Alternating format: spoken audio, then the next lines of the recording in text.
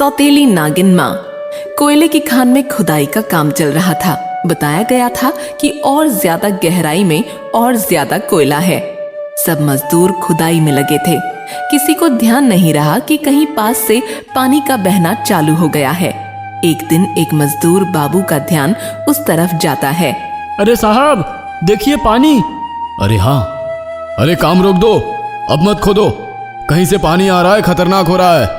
वो तो अपना काम रोक देते हैं, पर उन्हें ये अंदाजा नहीं होता कि अनजाने में उन्होंने नागलोक को तबाह कर दिया है, जो वहीं गहराई में बसा था।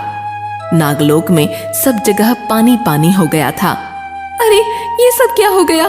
सब जगह पानी पानी हो गया, मेरा घर डूब गया। सावित्री वहीं नागलोक में ही अपने परिवार के साथ रहती थी। मैं अभी ऊपर से आ रहा हूँ, खान में खुदाई चल रही थी, इसलिए सब पानी से भर गया। वो तो चले गए, पर हमारा घर तो डुबो गए, कोई भी दिख नहीं रहा। क्या सब नाग नागिन चले गए? चले नहीं गए, सब मर गए, बस हम ही रह गए हैं। ये सुनकर सावित्री उदास हो जाती है। इतनी देर में उसके दोनों बच्चे काली और सुनहरी भी वहाँ आ जाते हैं। चलो बच्चों, अब हमें यहाँ से चलना होगा। काली का रंग काला ही था और सुनहरी सुनहरे रंग की थी और बेहद सुंदर भी। हाँ माँ, देखा हमने, सब जगह पानी पानी हो गया है। वो सब वहाँ से जाने की तैयारी करने लगते हैं। तभी वहाँ एक आवाज आती है, बचाओ बचाओ। अरे माँ, ये तो कालीन है, लगता है इसका घर भी बह गया, हमें इसको अपने साथ ले लेना चाहिए। हाँ हाँ बिल्कुल। तो वो कालीन को भी साथ ले लेते हैं और दूसरी जगह के लिए निकल पड़ते हैं। चलते चलते काफी देर हो जाती है। सबको भूख लगने लगती है। माँ, बड़ी भूख लगी है। हाँ बेटी, भूख तो लगी ही होगी, बहुत देर हो गई है, मैं कुछ ढूंढ कर लाता हूँ। वो कुछ खाने के लिए ढूंढने निकल जाता है। थोड़ी देर में थोड़ा सा कुछ लेकर आता है और तीनों बच्चों को दे देता है। कालीन जल्दी जल्दी अपना खाना खा लेता है और फिर काली से छीनकर उसका भी खाना खाने लगता है। ये देखकर सावित्री एकदम से चिल्ला पड़ती है, कालीन, ये क्या तरीका है? वो भी तो भूखी है। एक तो हम तुम्हें अपना बेटा समझकर अपने साथ रख रहे हैं और फिर तुम ऐसी हरकतें कर रहे हो। कालीन एकदम से डर जाता है। सॉरी, वो मुझे बहुत भूख लगी थी, माँ ने कभी कुछ कहा ही नहीं, मैं कितना भी खा लेता था। हाँ, पर मैं तुम्हारी सगी माँ नहीं हूँ, आगे से मेरे बच्चों को परेशान मत करना। कालीन थोड़ा सा जो बचा था वो काली को देने लगता है। अरे चलो, कोई बात नहीं बेटा, आगे से ध्यान रखना। फिर श्याम सावित्री को समझाता है कि अब वो उसे अपने बच्चे की तरह ही मान ले, क्योंकि वो लोग खुद उसे अपने साथ लाए हैं। थोड़ी देर में उनको एक ठिकाना मिलता है और वो सब वहीं रहने का मन बना लेते हैं। पांचों वहीं रहने लगते हैं। आसपास के लोगों को अभी अंदाजा नहीं था कि उनके यहाँ सांपों का परिवार बस गया है। वैसे वह किसी को भी नुकसान पहुंचाने के इरादे से नहीं आए थे, वो तो खुद ही परेशान थे। अगली सुबह सावित्री और श्याम कुछ काम पर निकल जाते हैं और तीनों बच्चे घर पर होते हैं। कालीन, जो थोड़ा चुलबुला था, बाहर खेलने की जिद करने लगता है।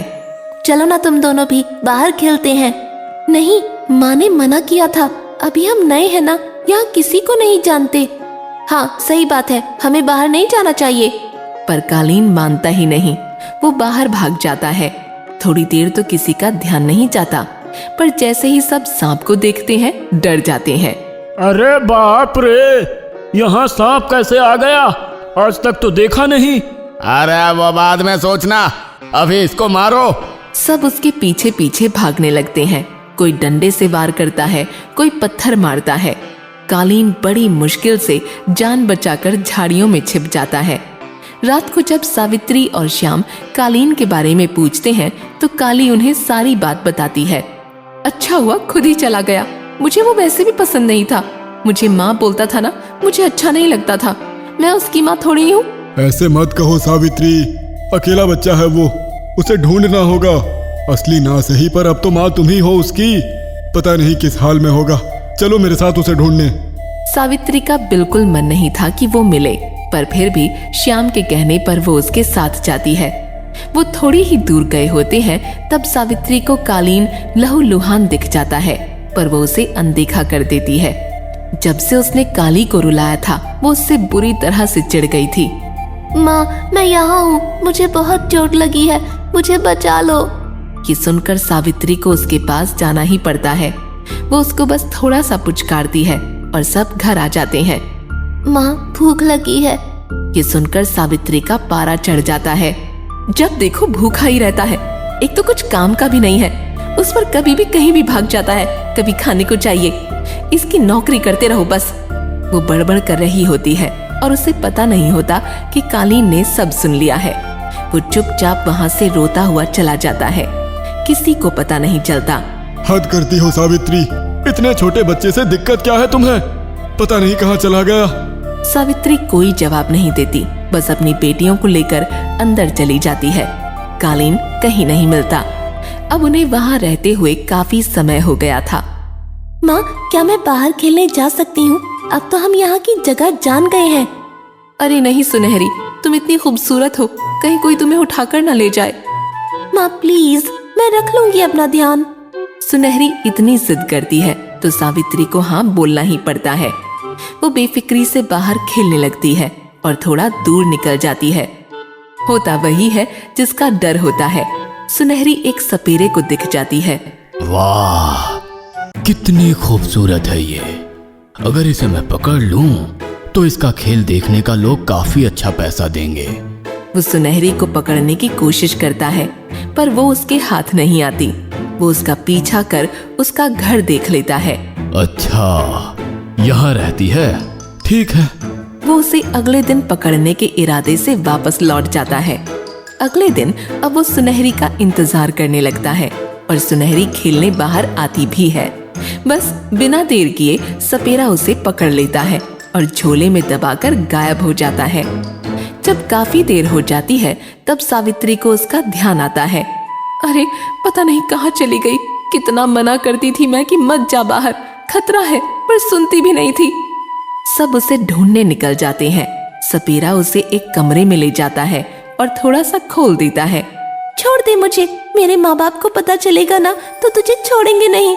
जब पता चलेगा तब की तब देखेंगे, तब तक तो तुझसे पैसे कमा लूं। कल चलना मेरे साथ कर्तव्य दिखाने।